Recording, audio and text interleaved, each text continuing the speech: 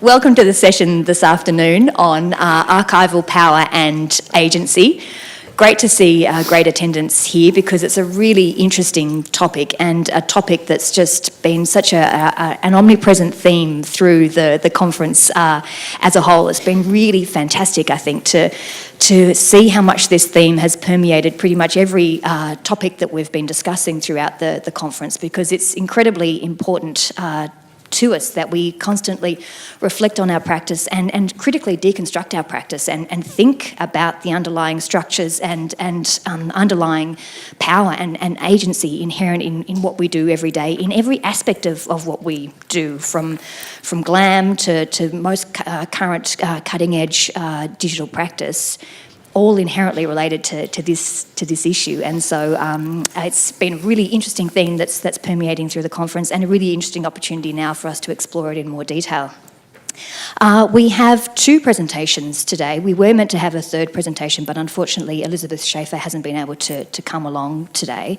And so we've got two presentations as listed up here. Mike Jones has written our first presentation, but he's unfortunately not here to be able to present it. Instead, Tom Norcliff has stepped in to do Mike's presentation, and the topic is metadata and power towards relational relational agency in archival description, which is a fascinating topic. And then Matthew Gordon-Clark is going to present the archivist's role in a climate-changed or post-displacement future. Again, critical stuff that we need to be thinking about.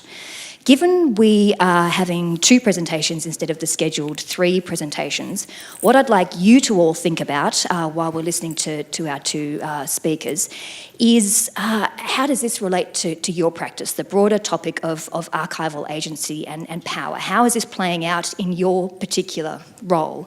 And given we're going to have a bit of time at the end of this session, what I'd like to call on people in the audience to do is to stand up and give a 1 or 2 minute lightning presentation, lightning talk on an issue of agency or power as it relates to your practice, your thinking, pulling together threads from the conference that we've been discussing.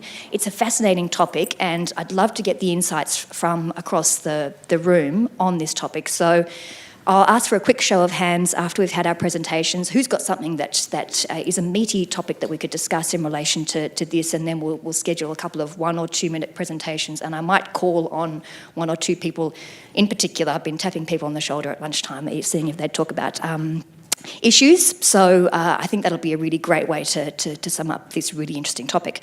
So what we'll do now is welcome Tom to the floor and hear his presentation on metadata power towards relational agency archival description. Stuff. Tēnā koutou, e ngā mana o ngā reo tēnā koutou. E te mana whenua, tēnā koutou. No Aotearoa ahau, kia o te tai ahau e noho ana, hei kamahi ahau e te tari o te puruki, kei te whare wānanga o Waitaha. Ko Tom Norcliff tāku inā, nō reira, tēnā koutou, tēnā koutou, tēnā koutou katoa. I have introduced myself. I've acknowledged the traditional owners of these lands and the important people who have organised this conference for us. As Kate said, I'm sort of masquerading as Mike. I'm the slightly more handsome version, without the beard. So I'm a little bit anxious and nervous, so forgive me for fluttering the paper and maybe a bit of a catch in my voice. Ordinarily when I'm talking, I don't rely on notes, I just rely on my shoddy memory and have a tendency to go off topic. Because I'm reading his words, I'm conscious of getting everything right, which will mean I'll be standing here reading. And I'm also conscious that he's covered something which is pretty, in my view, complex and a little bit challenging. He is currently in Tbilisi in Georgia, but I think it's about 7:30 over there in the morning at the moment. He said that he will try and be up if he can find a Wi-Fi cafe somewhere. He'll be following on Twitter. So his handle's up there. Tweet. You can say nice things about how I'm presenting, and then challenge him on the content. He also said that he'll post pretty promptly after the session the actual paper on the blog there, that if you want to engage, to do so there. And if you've got any challenges with my rather thick Kiwi accent, you can get the real version online as well. I'm reassured, having read through, that there's no mention of fish and chips or six. Okay, so metadata and power toward relational agency and archival description. The origins of this paper can be traced back to September 2016 with the release of a draft document by the International Council on Archives Expert Working Group on Archival Description, or EGAD, titled Records and Contexts, a Conceptual Model for Archival Description, RiC for short. Mike's purpose is not so much to critique or challenge that document as it is to use as a starting point for a broader discussion. And I should have mentioned at the outset that I'm going to use a range of slightly awkward acronyms throughout as well. So again, go to the blog if you need those explained further.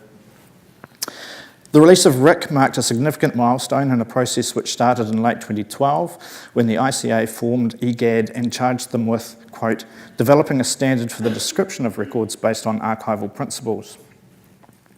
The intention was to reconcile, build on and integrate the 4 existing standards for general archival description, ISAD-G, the description of archival authority records, ISAR-CPF, and the standards for describing functions and institutions with archival holdings, ISDF and ISDIAH, respectively. In their introduction, EGAD outlined some of the areas they see as contributing to their work. These include the effect of digital and electronic records, the urgent need for cooperation and collaboration between record keepers and archivists, and the understanding that allied communities, libraries, museums, curated cultural sites and similar, may have an interest in conceptual models and descriptive practices used by archivists. The introduction also notes that the real world within which we live and work may be understood as a vast, dynamically interrelated network of people and objects situated in space and time, and that RiC is intended to accommodate existing description practices and at the same time to acknowledge new understandings, including a more expansive and dynamic understanding of provenance. I've got a list. So the document then lists its primary description entities as record, record component, record set, agent, occupation, position, function, function abstract, activity, mandate, documentary form, date, place, and finally concept stroke thing. There's much here to discuss, and for those interested, Mike recommends reading through some of the responses to the discussion draft. Thanks in particular to Lee Summers for her work compiling responses in January on her blog in the mailbox. In this paper, though, he wants to focus primarily on just one of those entities, which is agent. The origins of the term agent in the context of RiC are unclear. None of the 4 existing ICA standards use the term anywhere in their English text. The only appearance with the same sense that he can find is in 2 French examples used in the standard for describing institutions with archival holdings. Google reliably informs him that the first of these instances roughly translates as, and I quote, the Brazza papers are part of private archives papers of agents in the National Archives of Overseas Territories. And the second, again quoting, consultation of documents, the requests for communication and reservation are made by the readers themselves on the computer terminals. Agents search for documents at designated times under the requester's name, as specified in the reading room. Whether or not the French members of EGAD were instrumental in the inclusion of agent is unknown, but in these 2 examples, the term looks to operate as a synonym for person or individual, whereas RiC defines agent more specifically, again quoting, a person or group or an entity created by a person or group that is responsible for actions taken and their effects. Barbara Reid in her comments on the conceptual model in early 2017, questions the rationale for separating out some of the primary entities on the list rather than making them attributes, but she does not question the inclusion of agent. She writes, archives and records work deals fundamentally with 3 types of entities in relationship. This has been the bedrock of Australian archival practice for over 50 years. These entities are records, agents, and functions. These are the entities that we are professionally responsible for. Other entities introduced into the RiC may well be useful for description, but they are generic and not our core business. The term agent also appears prominently in the new ISO 15489 standard, published earlier this year in May, which READ was involved in drafting.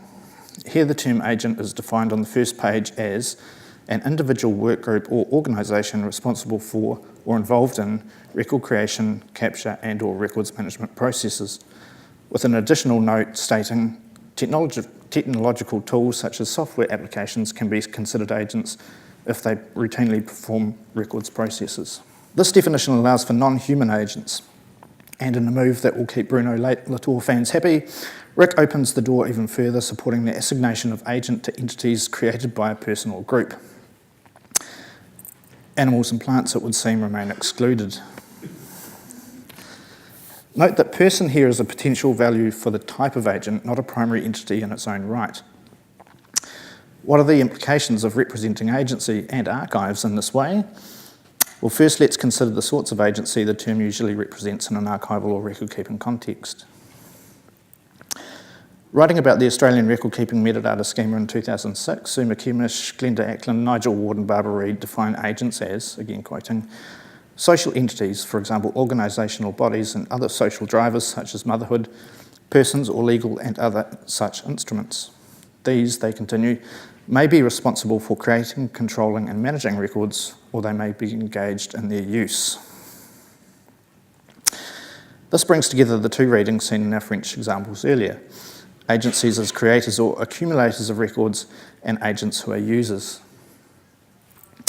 In 1992, when Terry Cook wrote about the concept of the archival fonds in the post-custodial era, the term agent doesn't appear at all.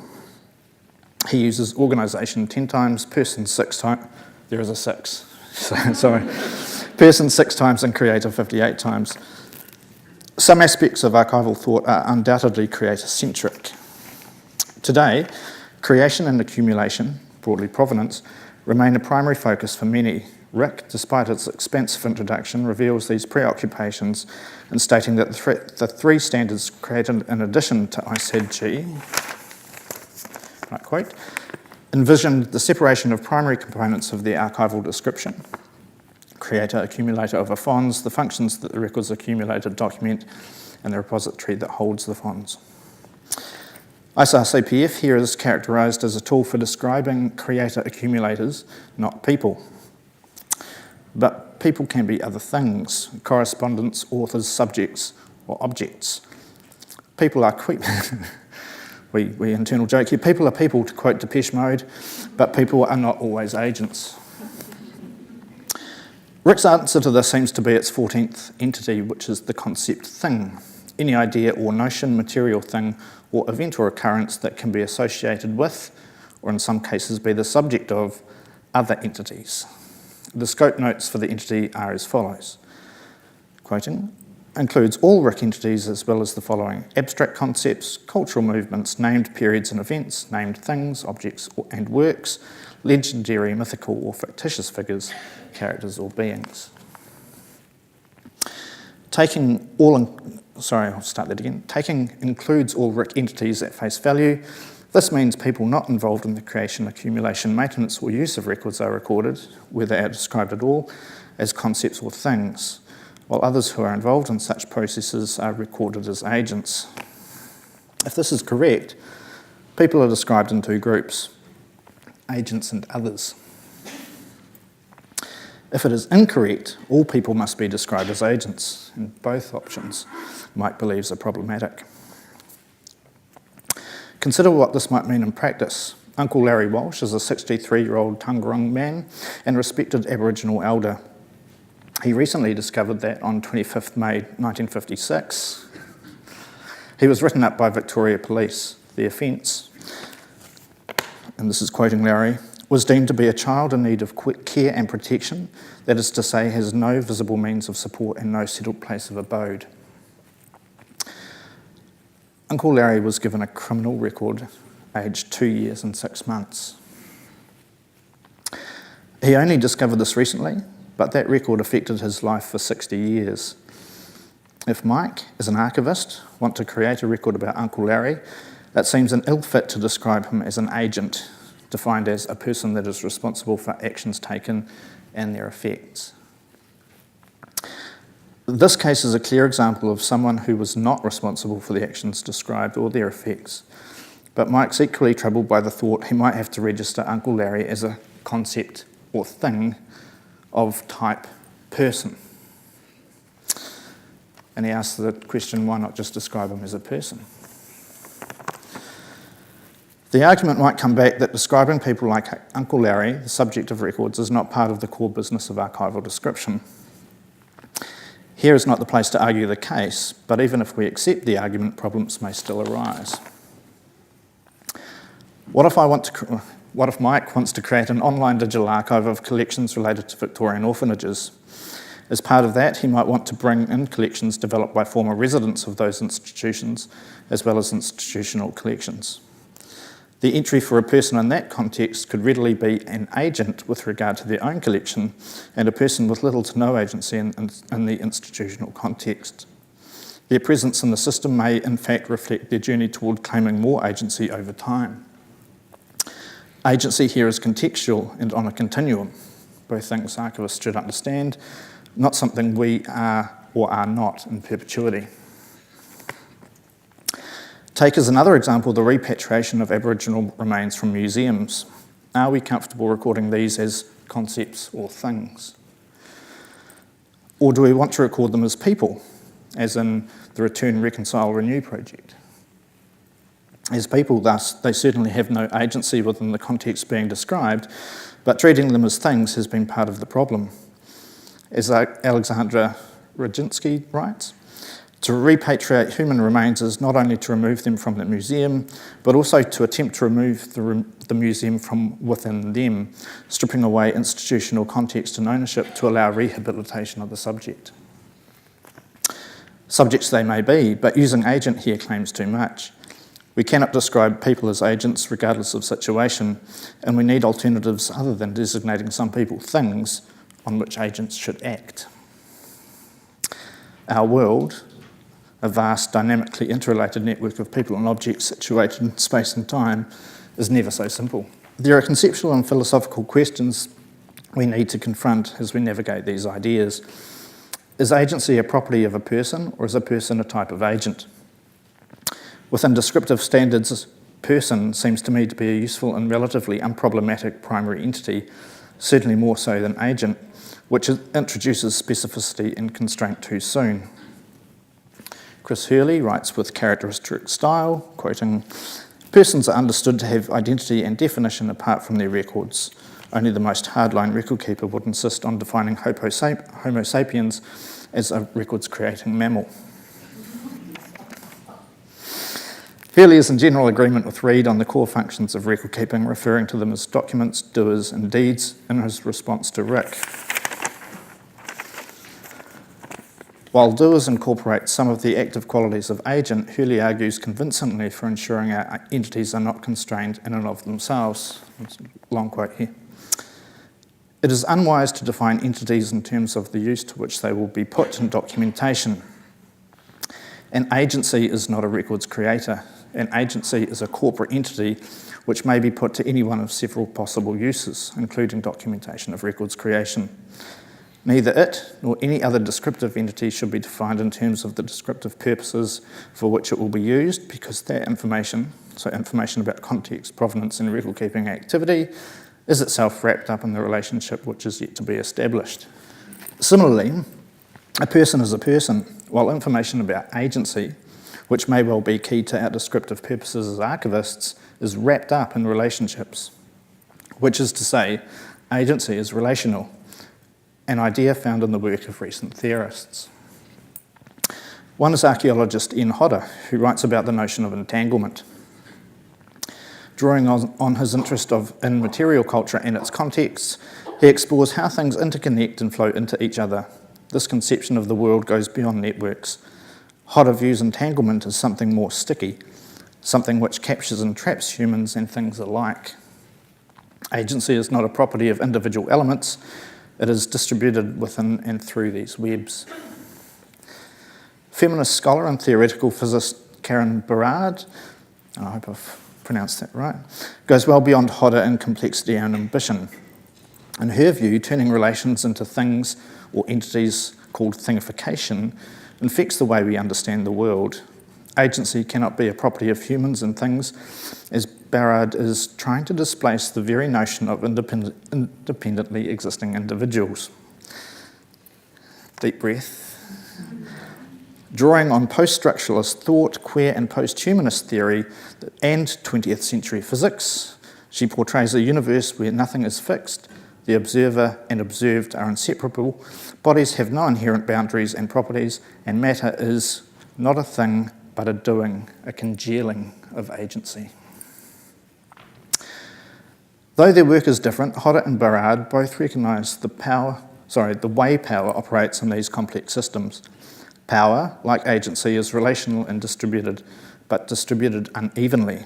Hodder writes, and I'm quoting, "Entanglements look different from different social positions and in relation to different interests.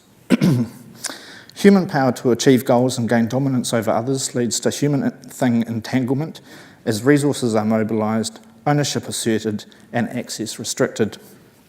Entanglements can be productive and distributed, but also viciously unequal, destructive, and disempowering." A type of disempowerment, that is keenly felt, is loss of agency. As archivists, working from positions of privilege, positions which give us access to our archives in ways few other users ever experience, we may claim agent is just a term. If we define it broadly, we may hope to navigate any misunderstandings and continue with our work. But writing about the effect of colonisation, anthropologist Nicholas Thomas notes people can, quoting, "find their leaders powerless, themselves landless, and their crucial ritual practices prescribed. Such people will find the working misunderstandings which sometimes operate so creatively into enactment of cultural structure do not in fact work." So what is our role here? Many of us operate in a world where agents, functions and records sometimes seem to align rather too closely with people and groups of people in positions of power, the activities of those people and the evidence of their activity. So what silences does this create? Not just in the archive itself, but in our descriptions of that archive. What would archival description look like if agency were treated as relational and contextual? What sort of data could this provide, and how could it help contribute to analysis and understanding of the way power moves, shapes, and congeals around our collections and the people to whom they relate? So I think this has been on a slide previously over the last couple of days. Archives are not neutral here. If our sole purpose is to create the past, not confront it, as Jarrett Drake suggests, we are helping to entrench inequality and are denying our own ability to effect change. Moving from diversity to inclusion is about more than focusing on new types of collections and broadening our user base while continuing to rely on the language and perspectives of the past. Digital humanities scholar Miriam Posner writes, "It is not only about shifting the focus of projects so that they feature marginalised communities more prominently, it's about ripping apart and rebuilding the machinery of the archive and database so that it doesn't reproduce the logic that got us here in the first place." So one place to start is by rethinking who we document in our archives and why we document them, and broadening our standards and conceptual models accordingly. Even if we do not need to alter the core business of all archives and records keepers, we do need to create space for agents of change. Kia ora and thank you. Sorry, trapped myself in my desk there, but that was brilliant, wasn't it? That was such a fantastic paper and so brilliantly done, Tom. That's such a big responsibility to just take on and to perform so well. So thank you so much for doing that, because I think we've all benefited so much from that paper. That was fantastic. We will hold off on questions, and I don't think it's fair to impose questions on Tom, so we'll hold off on that and we'll go straight on to Matthew's presentation. And then everyone, if people have just arrived recently, Elizabeth unfortunately can't come and make a presentation today, so after Matthew's presentation we will be opening it up for discussion on lightning presentations, lightning perspectives on archival power and agency and how that's impacting in all the different organisations and contexts that we represent. Good afternoon. By the presence of my beard you'll probably guess that I'm the original Matthew Gordon-Clark, not a stand-in. My thanks to the ASA for the chance to speak to you today. My presentation is going to describe the results of my research trip to Kiribati in July and August this year to investigate issues of climate change-induced sea level rise on the archives of that low-lying nation. For those of you who are unfamiliar with it, the Kiribati is about 1,800 kilometres northwest of Fiji. You see the island of Tarawa marked there on the top left-hand side. Thank you. That's the main island. It covers about 1,000 square miles of ocean and covers both the international dateline and the equator. As a point of reference, Australia is down off the bottom left-hand corner of the image. The visit was a follow-on to some previous research and writings I undertook here in Australia in 2010 and 2012 on the archives and climate change issue. A bit of background first. My trip to Kiribati was made possible by my participation in the Enduring Connections Heritage, Sustainable Development and Climate Change in Kiribati project funded by the UK Government Arts and Humanities Research Council. My research partners are Sarah Penryn-Jones from Bath Spa University, Dr Anna Woodham from King's College London, and Dr Bryony Onsiel from the University of Exeter, and in Kiribati, Pelanisa Alofa and Claire Anteria of the Kirakan and Natani Tonga of the King George V School. The project is investigating the role of heritage organisations and professionals within climate adaptation with an overarching objective to strengthen and lobby for the presence of the arts and humanities disciplines and heritage in particular in addressing global challenges such as sustainable development and climate change for the benefit of the most challenged countries. I was asked to join the project on the basis of my previous research and publications in which I identified Kiribati as a particularly threatened nation for the likely impact of climate change-induced sea level rise.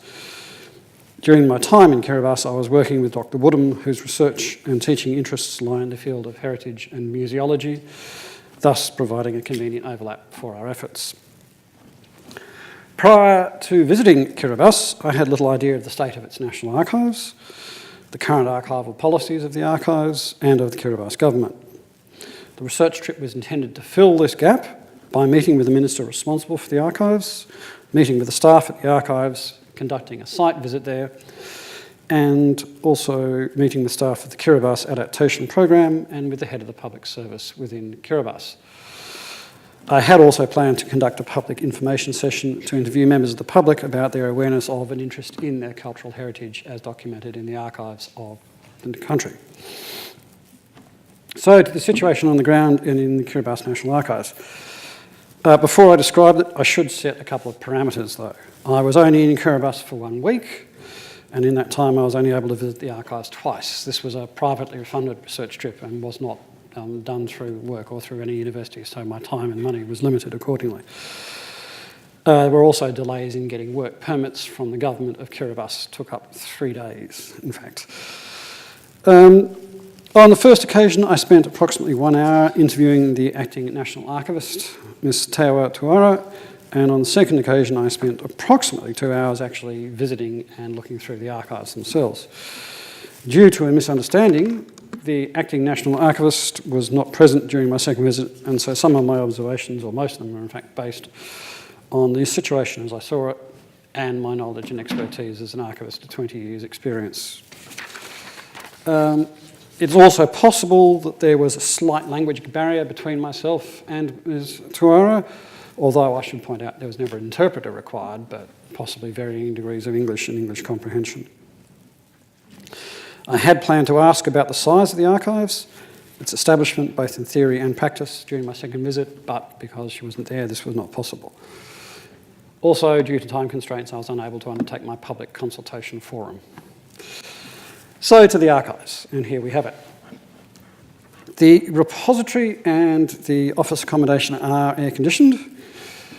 However, condensation water from the repository air conditioner was observed to be flowing down the walls, collecting in, there it is on the end wall there, collecting in buckets, overflowing and running onto the floor. The climate in the repository felt at an acceptably cool temperature for a tropical situation. Kiribati sits astride the equator, and the island of Tarawa, where the archives is located, is not 5 degrees north of the equator, so a very warm, very humid environment. The air conditioning units that I observed were set to 16 degrees Celsius. However, I saw no signs of hydrographs or thermometers, nor did I observe any evidence of temperature variation and capture records. It's not clear if the repository is climate controlled 24 hours a day, 7 days a week. And during my visit, I observed at least one power cut at my accommodation, which was not very far from the archives, excuse me. They do not have a backup power generator. The repository itself is dusty. This is part of it. This photograph and the original one of the outside of the building came to me courtesy of Pacific Manuscript Bureau, who had a visit there in 2016, so I acknowledge their photographs and the ability to let me use them.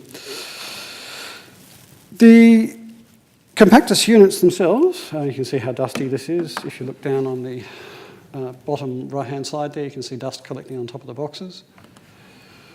The compactus units within the repository are raised, as we are all familiar, above floor level.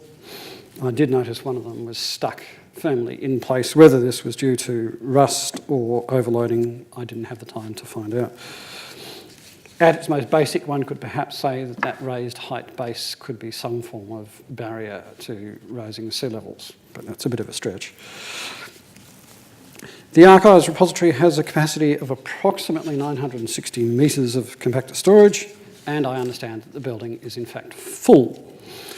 The government of Kiribati is aware of the need for an increase in the size of the premises. However, funding is fairly limited in that country. No integrated pest management plan was in evidence, nor did I see any sign of fire detection and suppression systems. I saw no evidence of integrated building management maintenance programs. In fact, the state of the Archives building and other government buildings outside suggest otherwise. As you can see, growths in the gutters are not uncommon. There was one 3-storey government building I saw there where the growths from the gutter had reached 1.5 floors down the outside of the building. The majority of the records in the collection are from the Gilbert and Ellice Islands Commission and can be accessed via older hard copy finding aids, including a 1970s typed catalogue to the collection, an example of which you see there. The archive staff understand and know the catalogue numbers well. The records, I was unable to find the exact system of arrangement, although to my thinking it looks a bit like a group system. Again, this was because one of the questions I meant to take up with the National Archivist. She wasn't there. Microfilm records of the collection can also be accessed through this collection catalogue. However, they're giving off a very powerful vinegar smell, which suggests that perhaps the microfilms are not in the best order themselves. This is the master copy filing unit containing the the collection catalogue, the original 1970s typed one. Again, another page within it. There's a number of card indexes controlling access to parts of the collection. One of these is an index to personnel files, as we see here. And these are records of former government employees for the government of Kiribati. The Archives also holds some records of the King George V School. It's a government-run primary and secondary school on the main island of Tarawa. The Archives also has a collection of audio recordings and videos and CD-ROMs, largely of Independence Day celebrations. The physical condition of the records in the boxes, it seemed acceptable for now. Certainly I didn't see any major signs of records falling apart in my fingers. However, this was based on a fairly limited sample due to my time constraints. In one case, I was aware I opened a box and Silverfish ran out and was promptly dispatched with my thong. There are not many post-1979 records observed in the repository. 1979 is the date of independence from the UK, at which point Kiribati becomes a self-governing Commonwealth nation. Amongst those that I did see was a collection of 1997 cargo manifest records, and also land court records, which are very heavily used by members of the public to settle disputes over land boundaries. During my time there, I saw no evidence of administrative histories of government departments being established. Similarly, I saw no signs of links between series being recorded or documentation of the internal structures and interrelationships between series and their creators. Due to the absence of the National Archivist, as I said, I was unable to find the exact system of arrangement and description that they're basing their work on. I did observe at least one record stamped very firmly on the outside saying total access restrictions, so this suggests that the concept of access restrictions is at least partially understood and applied. Again, something I meant to ask the National Archivist about didn't happen. During our interview, the Acting National Archivist expressed a desire, quite a strong one, to begin an outreach program to promote the archives and its collection to people in the outer islands of Kiribati. This is something that, of course, is funding dependent. The state of technology within the archives is fairly limited. There are 2 standalone workstations containing a land court record database heavily used by members of the public.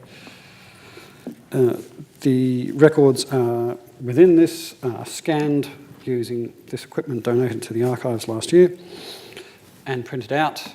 The scanned images are then saved on the previous workstations. I saw no evidence of metadata or file structure controls in use on those workstations. Kiribati National Archives does not have an online presence. However, interestingly, I observed and checked with the people who were driving us around that Facebook is particularly popular within Kiribati and thus presents a very real opportunity for the archives to make use of it as an outreach or online presence tool. I did ask about broader records disposal practices, authorisation, policies, procedures, and was told that a disposal schedule exists for government agencies based on one from the Fijian National Archives.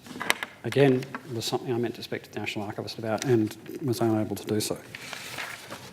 In terms of broader records management policies, I didn't see any sign of anything being developed or promulgated, rolled out across the government of Kiribati. In terms of broader climate change policies of the government of Kiribati, His Excellency Anate Tong, who was the former president, was a strong and internationally known advocate for climate change adaptation and its impacts on low-lying nations such as his own. He was promoting the idea that people from Kiribati were going to have to move to survive as the impact of climate change threatened the continued existence of the country. There has now been a change of government from that of Anate Tong, and I was led to believe that there is now a current government policy that people in Kiribati will remain in situ rather than relocating. However, nobody was able to give me any written evidence of this as an official government policy. I also spent some time talking to the manager of the Kiribati Adaptation Program. This is a program run by the government of Kiribati, and it aims to reduce Kiribati's vulnerability to climate change, climate variability and sea level rise by raising the awareness of climate change, assessing and protecting available water sources and managing inundation events. Currently in stage 3, as that sign suggests, the program is focusing on essential services and infrastructure, mainly the development of a stable sewage system and the provision of potable water to everybody on the island of Tarawa at least. Archives adaptation to manage climate change is not part of the current program. During my interview with Mr. Mankatoi Timion, the head of CAP4, the idea of a CAP 4 program including archives and cultural heritage issues was raised as a possibility. However, this again depends on there being a pot of money within the government of Kiribati finances to fund a CAP 4 program. So, having galloped through the situation as I saw it in Kiribati, what can we learn from this in terms of issues for us as a profession to consider? Well, there's a practical and a theoretical side. Firstly, to the practical, using Kiribati National Archives as an exemplar, it would seem clear that the archives of at least some of those countries most likely to be affected by climate change are not yet ready to address sea level rise impacts, especially if the relocation of collections of records outside their national boundaries becomes necessary to ensure ongoing continued physical existence. This is something I've posited in the past would perhaps have to happen in Kiribati, its highest point above sea level being 3 metres on the main island of Tarawa. It would follow then that an opportunity exists for international archivists to assist with planning for the impact of climate change upon the tangible and intangible cultural heritage, including archives and museum collections of low-lying nations. Given that the focus of international aid agencies such as ASA-ITIC and the World Bank is upon infrastructure and national economic development, the question then arises of who could provide or coordinate any such assistance. Two obvious candidates in our field would be the International Council on Archives and UNESCO. In terms of specific needs to be addressed for Kiribati, I can only offer my observations based on this brief visit. For a more detailed program, I'd suggest that an offer be made to the Government of Kiribati for a lengthier visit by an experienced archivist to scope this work in greater depth. Areas to be considered during any such visit could include the pressing need by the archives to expand their current building. This work needs to be driven first by a comprehensive survey of government records in agency holdings in order to scope the size of the new building, given the limitations on the date range of the records within the archives itself. The staff of Kiribati National Archives are also in considerable need of professional development and guidance. This could be managed through the development of an internship program for archivists at Kiribati National Archives to work in archives in Australia, Fiji and New Zealand, for example. Another possibility is the provision of in situ professional development training, perhaps in partnership with the University of the South Pacific, who maintain a campus presence on the main island of Tarawa, not far from the archives. Moving into a more theoretical field, prior to my visit to Kiribati, I have hypothesised about the impact upon the archives of any possible relocation from a practical day-to-day administrative point of view. I have wondered how the following archival management issues might be addressed: public access regimes, conflicting arrangement and descriptive practices, varying levels of disaster management recovery priorities, and differing record disposal practices and philosophies, to name but a few. I remain convinced these day-to-day archival management issues still require consideration. However, I feel that as a profession we are failing in discussing our role in regards to climate change and its impact. In the 7 years since I began my research in the field and published the articles, I had not become aware of any major research programs within Australia in the field, nor have I seen any major further professional literature discussing the question. By comparison, in the museums field, discussions of climate change and that profession have matured to the extent that I'm aware of at least 2 publications on the topic, both of which I reference up here. As a result, at this stage, all I can do is really ask us a series of questions to try and promote discussion of the topic. Does the traditional Jenkinsonian view of archivists as neutral guardians of records held in a broader community or public trust hold even more water today than it did when it was originally proposed? I consider this question particularly apt in light of the role of archives as custodians of essential source data to aid with climate change research. One example I would cite is the Environmental Data and Governance Initiative in the United States of America and Canada. This initiative seeks, in their own words, to, quote, preserve publicly accessible and potentially vulnerable scientific data and archive web pages from the EPA, Department of Energy, National Oceanic and Atmospheric Administration, OHS Administration, NASA, United States Department of Agriculture and the Department of Interior and the US Geological Service." End quote. A second question, which I came away from Kiribati asking myself, is, are national archival collections dependent upon their physical location within the boundaries and the legal, political and cultural context of the creating country necessary to have any ongoing value? This is based on the idea that should a nation state, its people and records be relocated due to climate change inundation, then is there not a danger in how those records can be used to represent the former nation, perhaps as a historical curio now lost to mankind, or alternatively as a vibrant resource whose use is encouraged by the relevant diaspora to maintain their culture in new surroundings? If we assume that a mass population relocation from low-lying nations such as Kiribati becomes necessary due to climate change, then what place do the archives of those former nation states have to aid the relocated population in their transition? To take the last question first, on a practical level, land ownership records of citizens of the former state might be a good starting point to ensure equitable allocations of land within any new nation state, should that become the stated policy of a relocated government and their recipients. A national archival collection could be expected to be a vital tool for preserving the cultural identity of a displaced people. If we consider the example that history has shown in Australia of the impact upon Australian Aboriginal population, of the former policies of Australian governments, churches and charities, and the resulting interest shown in re-establishing family links and Aboriginal identity through government records, as one example, I would suggest it's not unreasonable to predict a similar future level of interest from an entire displaced national population. How to test this? I'd suggest two major research programs are required to test these issues for the people of Kiribati. The first would be to investigate the impact upon perceptions of national cultural identity of those relocated from Banaba, the main island, from Banaba in Kiribati to Rabi Island.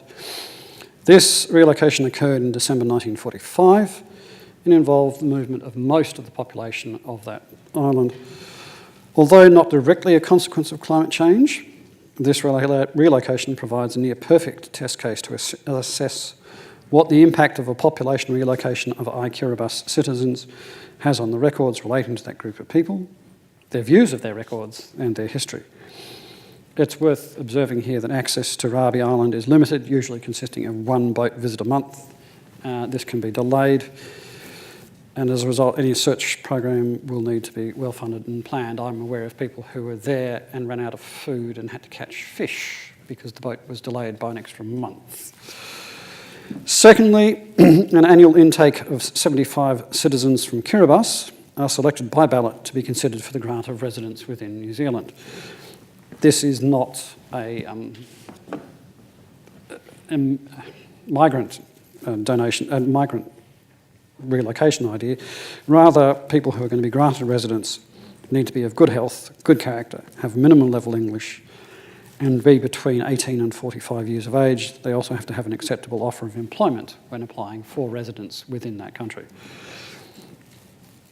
However, the existence of this annual intake does create an annually increasing diaspora of former citizens of Kiribati within a new national boundary. These people provide a good sample pool for a targeted research program to investigate the impact relocation has had upon their national cultural identity and their interest or lack thereof into their documented history as citizens of Kiribati within the records of their national government. It's worth observing that some work has begun by relocated citizens of Kiribati to examine questions of the impact of their relocation upon their cultural heritage and their own perceptions of it. Finally, what then is the future for archives and archivists in Australia in terms of climate change? I see two possibilities. One, to use our existing skills and experience to provide real-world assistance to our international colleagues. Secondly, there is a chance for us to drive the debate and research necessary to make that assistance truly well-grounded. Thank you. Kia ora, thank you. I'm sorry I just missed the very start of your presentation. My name's Mark Crookston. I'm at the National Library of New Zealand.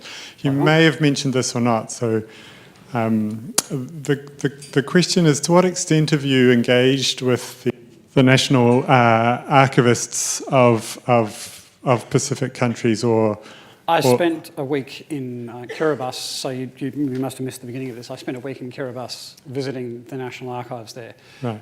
And had two opportunities to visit the archives. My time was limited because it was a private visit, not through a funded or government-sponsored research program. Right. My reason for asking was during my time in working with the Pacific Regional Branch of the International Council on Archives, we discussed this kind of issue on a few occasions, and the main response we got from the National Archivists was to kind of leave them alone to sort this out for themselves, and that the archive, as part of the intellectual property and part of the cultural property of a particular country, will be in the discussion about what happens to the people and other resources that are moved from an island or from an entire country or from a part of a country at any particular time.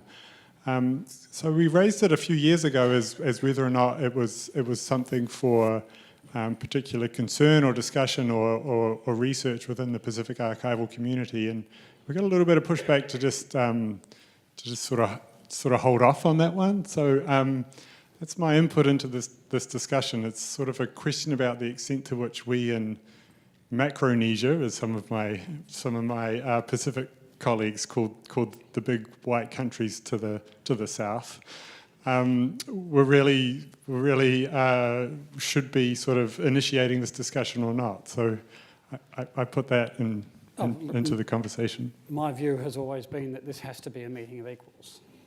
And anything other than that would smack of cultural imperialism and a continuation of the problems of the past. So although this has started off with South Australian archivists asking questions, it is always at the forefront of my mind that nothing other than their complete agreement in the process could be accepted. Anything else would be utterly wrong. I am aware, based on what I saw in Kiribati, that they're in... It's hard to phrase it without sounding offensive, but we seem to be further developed in terms of an archival discussion and profession in this country as compared with what you've seen of what I saw in Kiribati. Now that's funding, luck of the draw, whatever it may be. We have the advantage, though, of being able to offer that advice based on our experience and expertise. As you rightly say, that's up to them whether they accept it or not. I think it's up to them as to whether or not they want to be able to receive it, even to be told it in the first place, and as sort of a proto step in that process. So, look, that's a perfectly valid point, and I'm not for one moment suggesting that we should come in with armed naval vessels and grab things as the waters are lapping at the archival doors, the repository doors. That's just not on. I'm just aware that the day-to-day problems they face in somewhere like Kiribati with the National Archives are so all-consuming that perhaps they haven't had the opportunity to think about these issues more in a more developed fashion. So, yes, I fully take your point. My environment. I work in data and information, and I work with an organisation called, in parallel with an organisation called the Data Analytics Centre. And so it's very much engaged on mining government for what government knows, and mining data sets and trying to gain insights and directions and analysis of what's worked, what hasn't worked across government through the use of data and analytics and algorithms. And the whole process of doing this is incredibly, it's fascinating, it's brilliant, it's yielding a whole host of insights, but it's entrenching all of these issues of power, of agency, inextricably and often invisibly visibly within the algorithms and other structures that are then underlying the insights, the reporting, the analytics that's then being fed back into government policy. And so that's just a really interesting area for us to be engaged with in our professional practice. This is the direction that government is moving, the direction that private business has already moved in terms of how it's analysing its client sectors, its markets, its economies. This underlying power structure, which is based very much on the context, the provenance of the original information, how was that derived, how was that developed, what kind of power imbalances and inherent constructs were part of that information creation, which are then being embedded within the next generation of information creation, which are then invisible in any subsequent use and iteration of that form of information too. So how do our concepts of context and provenance play out in this tricky data world where we really need to surface all of that underlying context and have that as a part of either understanding and interpreting the information that's then generated, but then also being able to learn from that and reinvent our descriptive business structures, reinvent our metadata to either bring that to the forefront or to continually iterate and learn from those lessons. But yeah, raising those topics and having those discussions is challenging, but really interesting and kind of descriptive frontiers that we need to start considering. So that's how I think some of the issues of power and agency are playing out in the space that I'm working in. Who else has got some examples they want to share? I don't think anyone cares.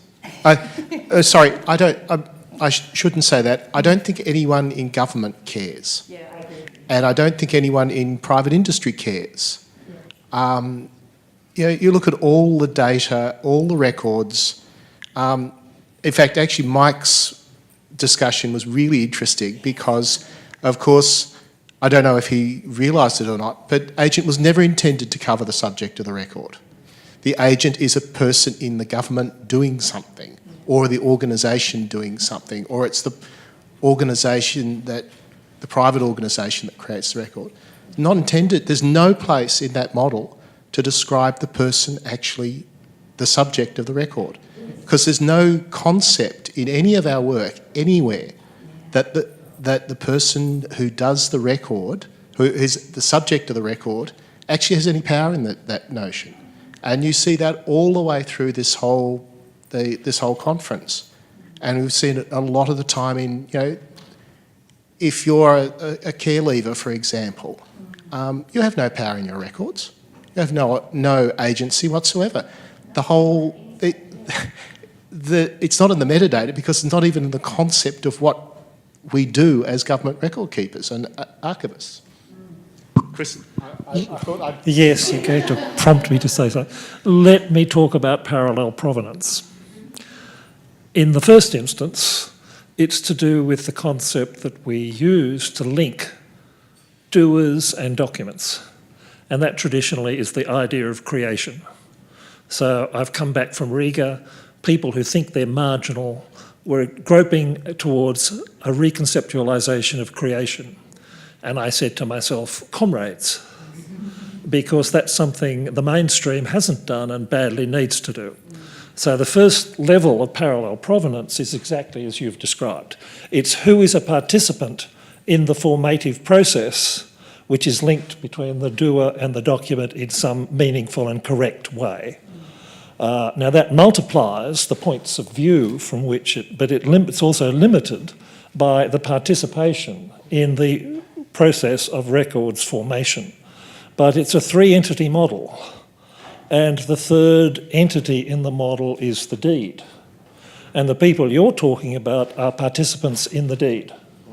They may not be participants in the traditional formative process of the document, but they are definitely participants in the process, the action, whatever it was that generated the records.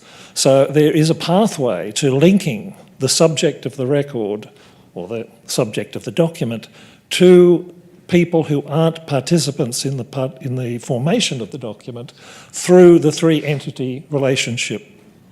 Now, we don't have a way in most of our descriptive systems thus far of doing that, but the elements that we need to develop a description theory that accomplishes that fact is certainly there. We just haven't done the work. Now, whether anybody's going to be interested in the results, that's a different question. It's a political question, bigger question than we can deal with here. But I would say that we can, in the context of a reimagination of traditional archival descriptive theory, link the subject of the record to a legitimate description of the resulting document. Which is effectively which is actually what Mike was arguing. Yeah, that's the core of what Mike's whole paper was. I think that Chris is right, but I wonder if government has any interest in that whatsoever. And I look at medical records, for example, you know, the government health records, and the thing that they're pushing out at the moment. And it's like, you know, I as a patient don't have any rights really in what I'm doing. They say I do, but they don't really. They're going to sell it off to anyone who wants it. And of course, if you look at Google or Facebook or anyone like that, I don't have any rights in my information whatsoever. Can I just add to that, that if you had a political process which gave you those rights, then the descriptive methodology that links the three elements of our descriptive process could be the basis for exercising those rights. Yes, absolutely. Yeah, fantastic. Yeah. I'll give it to that.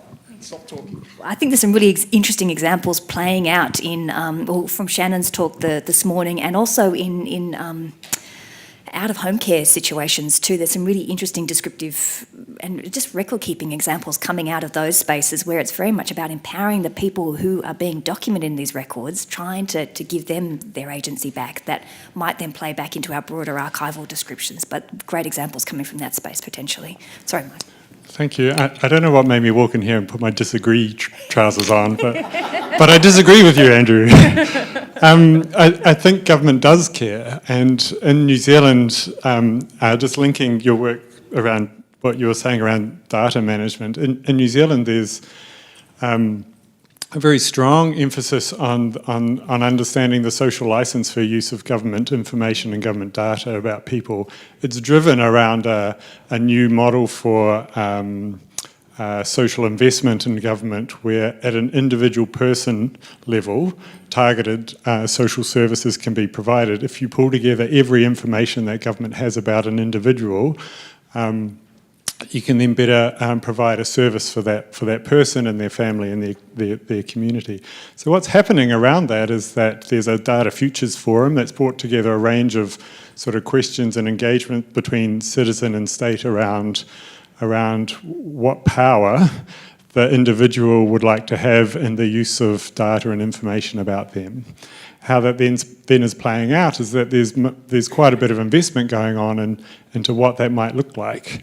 From an agency perspective, so an individual having the agency to empower government to use data or information or records about them in a certain way. So the model that Chris was talking about in order to enable that to happen, I think is really fascinating, and I think that's the particular strength that archivists and record keepers can bring into that discussion. It's being driven by the data management and this sort of data investment approach in government. And archives is kind of struggling to get their voice heard in that. They are at the table at least, but I think there's a sort of, I think government does care, and it cares because it can see, or in New Zealand, because it can see the potential value of bringing together everything about an individual, and it cares then also because they don't want to break the trust between citizen and state. So they want to then empower the individual to make decisions about what happens with that information. And it's coming from the statistics and data management world. It's not coming from the information management or the record management side of things. You'll be welcome. There's a bunch of work there around data management that you may want to get involved in. Yeah, New Zealand's doing fantastic stuff in the data space and leading surveys of the entire population to get the sentiment, get the views on data management and what people want done with their data. Barbara? I just, can't resist making a comment, I guess. But I also think that we need to think about our own practices and how, if this session is about archives and power, we actually have some agency in our own practices to change stuff. So I used that dreadful word and I didn't mean to use it in the Mike Jones sense of agency. But I was also thinking about some of the things that came up in some of the sessions that I've been to at the conference that actually raised some of the issues that have caused discussion around archival practices, and thought maybe I could talk about those very quickly. Yes, brilliant. One was in Jessie Lim's session yesterday, and we talked about an archivist imposing access restrictions in addition to or separate to donor restrictions. So when is that appropriate, and in what sense? Who gets to determine? Why should the archivist get to determine what someone can see and someone can't see? And I thought that was a really interesting discussion. I don't know whether anyone else was in that discussion, but that I thought was a fascinating discussion about the actual... I'm not even sure it was seen in the sense of power, but it was in fact a use of power that was completely unmandated, really. It was just one person's point of view. Andrew, the provocative down there, who is disempowered from his medical record, was talking about user capability, user capacity. Can systems manage users doing A&D? So, I think, Andrew, we should get you to talk about that in archival power for a little while.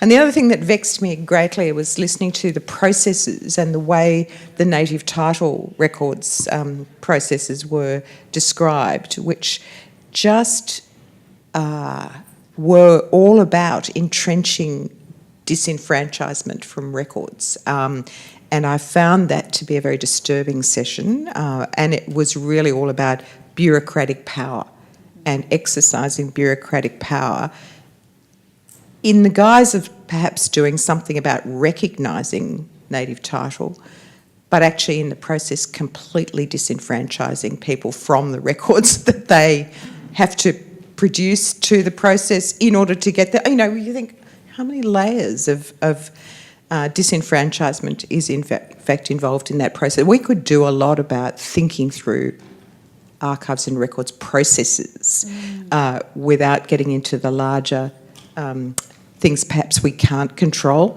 I think I agree with Chris entirely. I think there is quite a degree of flexibility in the implementation of the tools we've already got. Our imagination can do it, but there are some things that we actually have in our power now which we can start to think about how to use differently. Barbara, sorry, before you hand the microphone over, that native title example, where had that structure come from? How was that developed? I'm going to hand over to anybody else who'd like to talk on this, but because I was sitting there seething. So this is a court process, and this is post-Mabo, post-1994 federal court process. Again, this should be an Indigenous person or an Aboriginal Torres Strait Islander person talking about this, not me, and that's half the issue. But in order to prove continuity of land and, title to land, use of land and water, I think it is, there has to be documentary proof. Well, we've been in a colonisation situation where we've in fact removed people from the capacity of documenting, and we've had a systematic process of disempowering people and taking them away from that process, and yet that's the process they have to go through to submit stuff into the court to prove title. You actually have to submit stuff, and then it becomes a Commonwealth record, we were told. So then the Commonwealth starts to decide access. Can this be right? There's so many layers to the way that was described, and I may have interpreted it wrongly, and I'd be very welcome any corrections on that. Hi, my name's Susie. I'm a Kiwi too.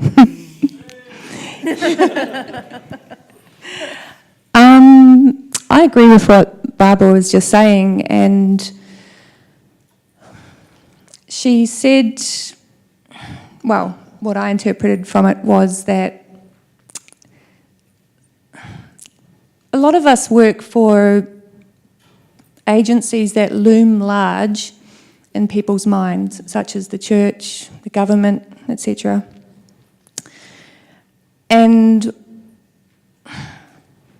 I think one of the things Barbara said was, well, what do we do? How are we part of the greater mechanics of the things that disempower people? I believe that sometimes it's difficult to know just what can I do. And I really know that one of the things we can do is watch our language and understand how our perceptions and our language play off against each other. And for me, something that really upset me in this whole discussion was the idea of someone talking about they and them, and then what kind of advice those people need to take. For me, that's immediate. I got so angry because that's immediately disenfranchising. It's what kind of relationship is that building? It's not. And that's why the National Archivist wasn't there, because there was no relationship there. So why bother? Why bother listening to someone telling you what you need to do when there's no relationship there to begin with? So I think for all of us, we can all watch our thinking and our language around us and them. That's all. I've had a particularly enlightening, dare I say, empowering professional experience a few years ago when I was working as an archivist in the Christchurch Regional Office of Archives New Zealand. And it's sort of, it's a boring anecdote, so indulge me, but it doesn't, I think it ties a few strands from over the last couple of days together, particularly around power. I'll revert back to what I was in 2000.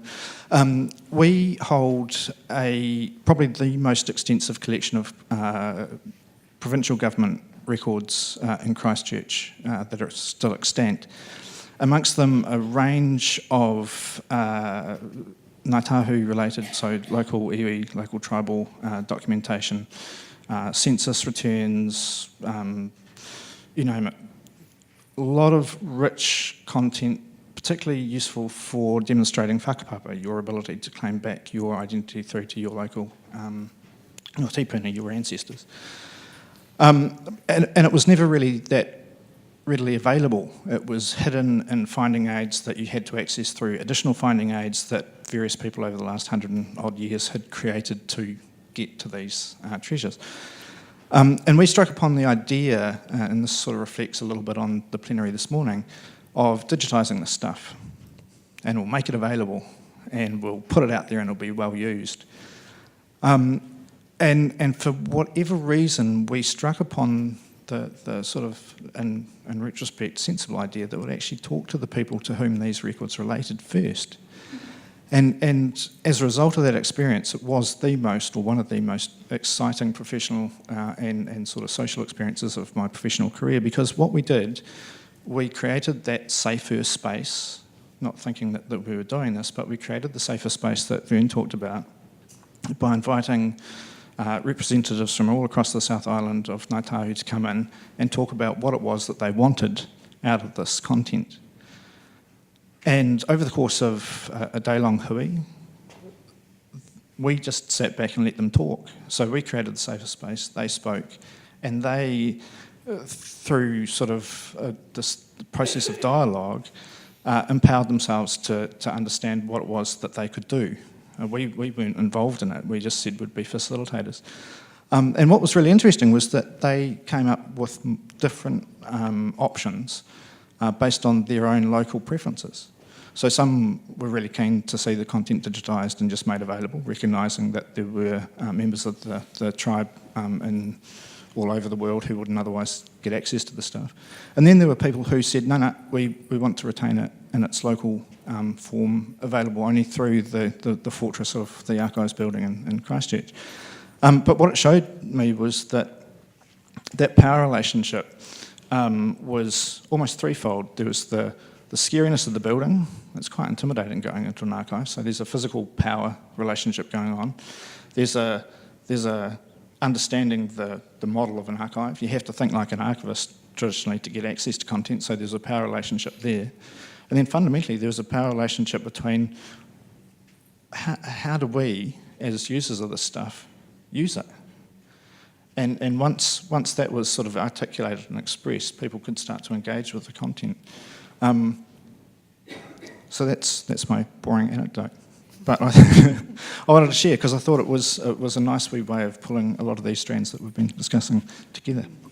Any other perspectives that anyone would like to share on archives, power, agencies?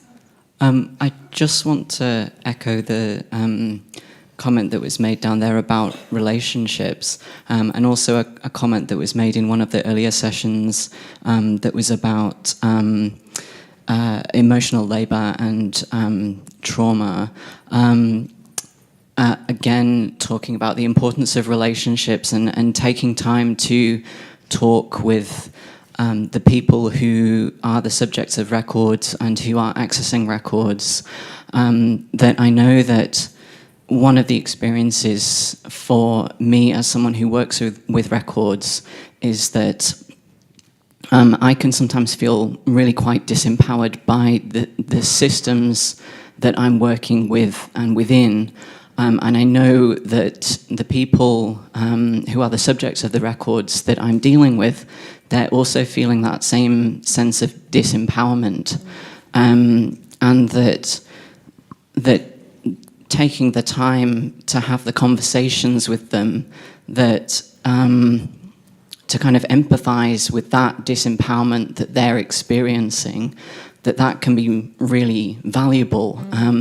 So to kind of give some concrete examples of what I mean, that if I'm dealing with a student or someone who's participating in a research study who is feeling really disempowered because they've been asked a question about their gender and there's no box on the form that matches their gender. They've been given the options of male and female and they're neither of those things. Then to be able to empathise with them about how disempowering that is, or to be able to empathise with someone who has been asked to tick a box to say whether they're Aboriginal or a Torres Strait Islander, and if their experience is that they've been in out-of-home care and they don't know much about their heritage, and it's just not as simple as that. To be able to take the time and listen to them, and that helps both of us, that we're both disempowered, and it doesn't necessarily help to fix the system, but it can help the both of us in that moment to empathise with one another, and then to help, I guess, give a little bit of human compassion and empathy, and then gain a little bit of strength to kind of turn around and maybe work on figuring out how we can change the system so that next time that situation arises, there will be better options available. Yeah. Great point. Oh, Frank over here. Thanks. In terms of the better options available, in my session at the conference, I sort of presented fractalisation in terms of a kiwi fruit. So I'm feeling a little smug. Very appropriate as a kiwi. Yeah, it's sounding very appropriate now. But I had in mind a meeting I had with John Thompson, an ex-Kiwi in Toronto, and just how much more in contact with the sort of continuum issues that I'm interested in he was than many of the people in Australia in similar positions. And what you've got, I think, is the possibility of developing tailorable modules. so that in terms of having something available, then I'm sure New Zealand will be producing things which can be modularised and then tailored, not applied, but tailored into different situations. So I ask all those Kiwis who in this area are sounding so far ahead of us to start producing modules. 'cause it's, Just a comment that relates to something that was said earlier about the National Health Record System. If we want to embed this notion of a broader concept of agency or involvement in the deed, as Chris was referring to, an important and powerful case study surely is the National Health Record System. I don't think I've been to a conference where we've ever had a presentation on the National Health Record System. I'm not sure people are aware of how much of a laggard we've actually become in this area and how powerful these very practical examples are in establishing the validity of what we're saying and embedding this idea of agency in a broader sense. In other nations, not only do they have a National Health Record System with complete portability for diagnostic data that relates to individuals and pathology-related data, they also carry it around in a smart card. So they actually have custody in a decentralised way as a consequence of expansion of the notion of agency. Yes, to a these very records. personal agency for sharing your data.